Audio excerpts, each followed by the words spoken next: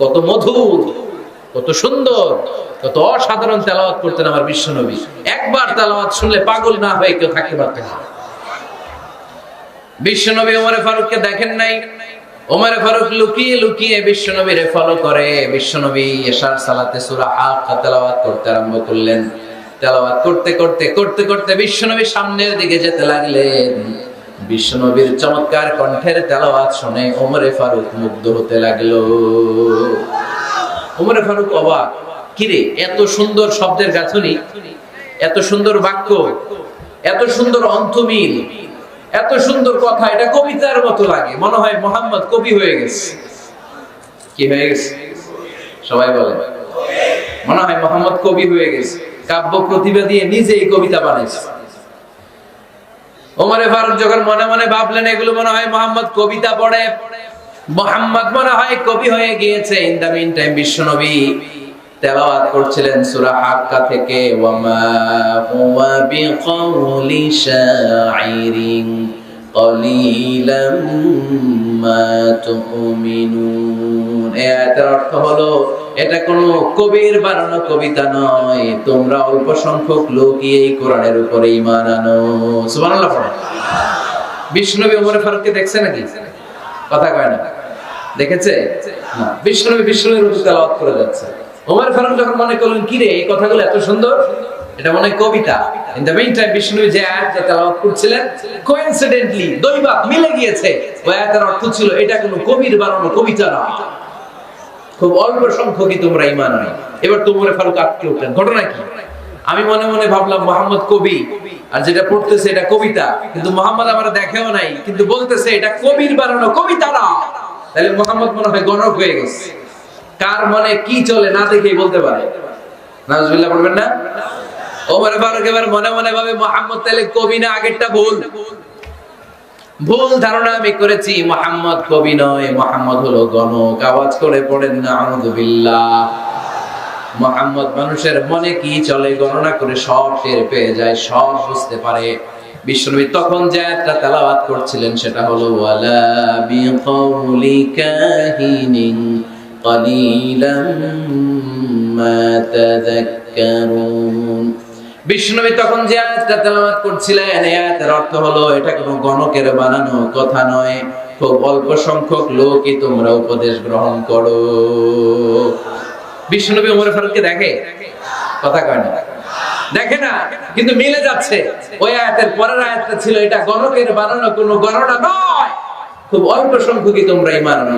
এবার তো ওমর ফারুক বেহুশ। হায় হায়, প্রথমে ভাবলাম কবিতা, সে পড়ে যাচ্ছে না কবির বানানো কবিতা না।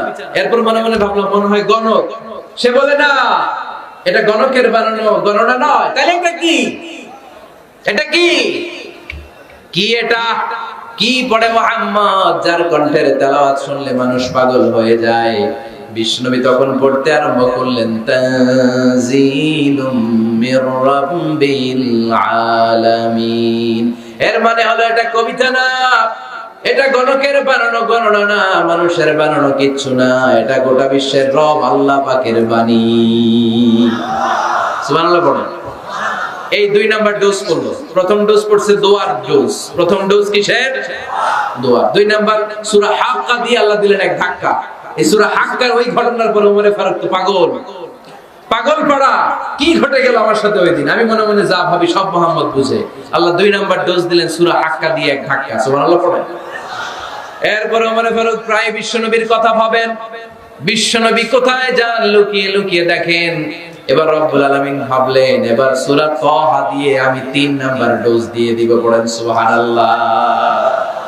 এবার 3 নাম্বার ডোজ পাবেন, কিন্তু শয়তান ওয়াসওয়াসা দিচ্ছে, ওমর ফারুক যাও, মক্কায় ঘোষণা হয়েছে মুহাম্মদের কল্লা এনে দিতে পারলে এত এত স্বর্ণ মুদ্রা। শয়তানের ওয়াসওয়াসায় আবার ভুল পথে হাঁটতে লাগলেন সাইয়েদনা ওমর। নাঙ্গা তরবারি নিয়ে বিশ্বনবীর মাথা কাটার জন্য বের হয়ে গেলেন। বনু জাহারা গোত্রের একটা লোক বলে ওমর তুমি কোথায় যাও? ওমরে ফারুক বলেন মুহাম্মাদের কল্লা কাটার জন্য যাচ্ছি। পড়েন নাউজুবিল্লাহ। আবু জাহারা গোত্রের লোক বলে তুমি মুহাম্মাদের কল্লা কাটতে যাও? আরে তোমার বোন ফাতিমা বিনতে খাত্তাব আর তোমার বোনের জামাই সাঈদ, এরা তো দুজন কালিমা পড়ে মুসলমান হয়ে গেছে। আরে মুহাম্মাদের কল্লা পরে কেটো, আগে ঘর সামলাও যে ওমর। আগে ঘর সামলাও, পরে তুমি মুহাম্মাদের কল্লা কাটতে যাও। ওমরে ফারুক রেগে গেলেন, রাস্তা ঘুরিয়ে বাড়ির দিকে চলতে আরম্ভ করলেন। রাগে তিনি গড়গড় করছেন। ওমরে ফারুকের বোন ফাতেমা বিনতে খাত্তাব, বোনের জামাই সাঈদ, তাদের দুইজনকে খাব্বাব রাদিয়াল্লাহু তাআলা আনহু সূরা তাহা ঘরের ভিতরে তেলাওয়াত করে শোনাচ্ছিল। পড়েন সুবহানাল্লাহ। সূরা তাহা দিয়ে আল্লাহ একটু করে ধাক্কা মারবে আরেকটা। ওমরে ফারুক যখন আসলেন, ওমরে ফারুকের আওয়াজ শুনে খাব্বাব রাদিয়াল্লাহু তাআলা আনহু লুকিয়ে গেলেন।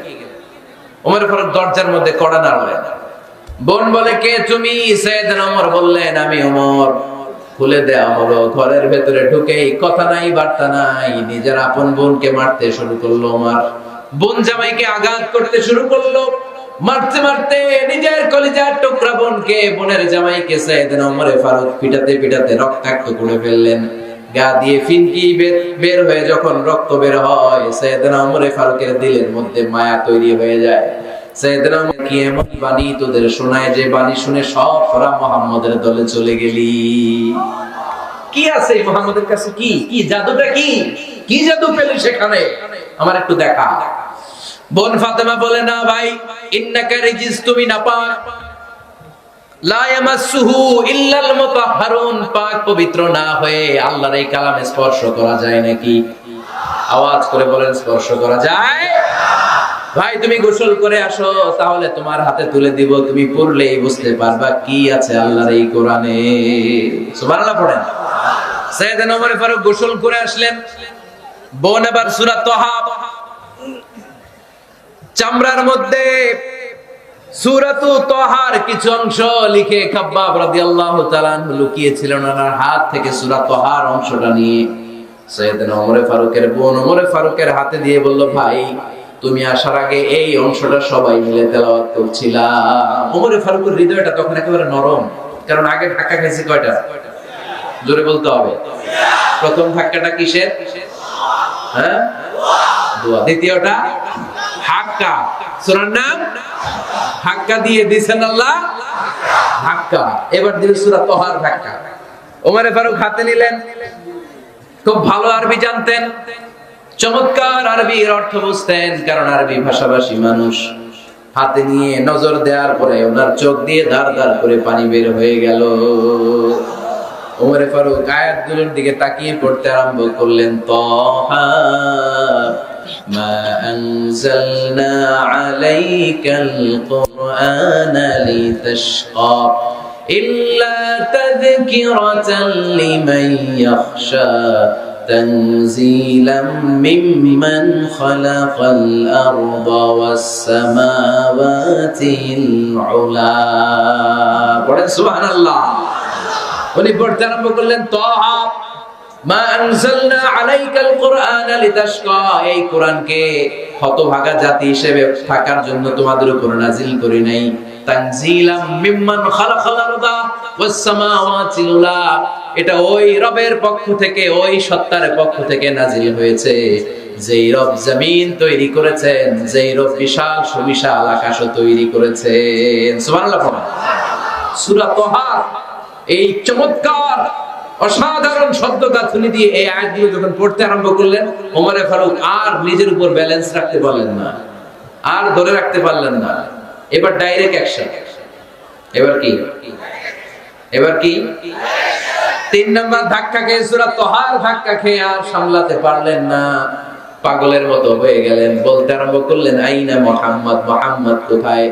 সাইয়েদনা খাব্বাব বললেন, বিশ্বনবী সাফা পাহাড়ের পাদদেশে দারুল আরকাম ইবনে আবিল আরকামের ঘরে বসে বসে লুকিয়ে লুকিয়ে কোরআনের দাওয়াত দিচ্ছে। ওমর, তুমি যদি মুহাম্মদ সাল্লাল্লাহু আলাইহি ওয়াসাল্লামের দেখা পেতে চাও, তাড়াতাড়ি দারুল আরকামের ঘরের দিকে ছুটে যাও। ওমর ফারুক তলোয়ার নিয়ে ছুটলেন, পাগলের মতো ছুটলেন, আর ধৈর্য ধারণ করতে পারেন না। বিশ্বনবীর নূরানী চেহারাটা একবার দেখার জন্য পাগলের মতো ছুটতে আরম্ভ করলেন। ওমর ফারুককে দারুল আরকামের কাছে আসতে দেখে বিশ্বনবীর চাচা হামজা ইবনে আব্দুল মুত্তালিব এসে বলে, নবী তাড়াতাড়ি দারুল আরকামের ঘর থেকে আপনি পালিয়ে অন্য কোথাও চলে যান। ওই যে ওমর ইবনে খাত্তাব নাঙ্গা তলোয়ার নিয়ে আপনার উপর আক্রমণ করার জন্য ছুটে আসছে গো নবী। বিশ্বনবী বললেন, ও আমার সাহাবারা, ও আমার চাচা হামজা, সবাই আপনারা সরে যান। ওমরে আসতে দেন, ওমরে বাধা দিয়েন না। কারণ কিছুদিন আগে তাহাজ্জুদের নামাজ পড়ে আমি আল্লাহর কাছে একটা বিশেষ দোয়া করেছি, আমার মন বলছে ওই দোয়াটা আল্লাহ কবুল করতে শুরু করেছে। ওমরে ফারুক চলে আসলেন, এসে কোনো কথা নাই, চিৎকার দিয়ে বললেন আশহাদু আল্লা ইলাহা ইল্লাল্লাহ ওয়া আশহাদু আন্না মুহাম্মাদান আবদুহু ওয়া রাসূলুহু। আমি সাক্ষ্য দিলাম আল্লাহ এক, অদ্বিতীয়, আল্লাহ ছাড়া কোনো ইলাহা নাই, নিশ্চয় আপনি মুহাম্মদ আল্লাহর বান্দা এবং রাসূল। সুবহানাল্লাহ পড়েন। এই কালেমা শাহাদাতের ভেতরে আল্লাহর কথা, আমার নবীর কথা ঢুকিয়ে দিয়েছে কে? ঝিনুকের ভেতর লুকিয়ে থাকে যেমন মতি, ঝিনুকের ভেতর লুকিয়ে থাকে যেমন মতি, কালমা শাহাদাতে আছে আল্লাহর জ্যোতি, কালমা শাহাদাতে আছে আল্লাহর জ্যোতি। পড়েন, ঝিনুকের ভেতর লুকিয়ে থাকে যেমন মতি, ঝিনুকের ভেতর লুকিয়ে থাকে যেমন মতি, কালমা শাহাদাতে আছে আল্লাহর জ্যোতি, কালমা শাহাদাতে আছে আল্লাহর জ্যোতি। পড়েন আল্লাহু আকবার।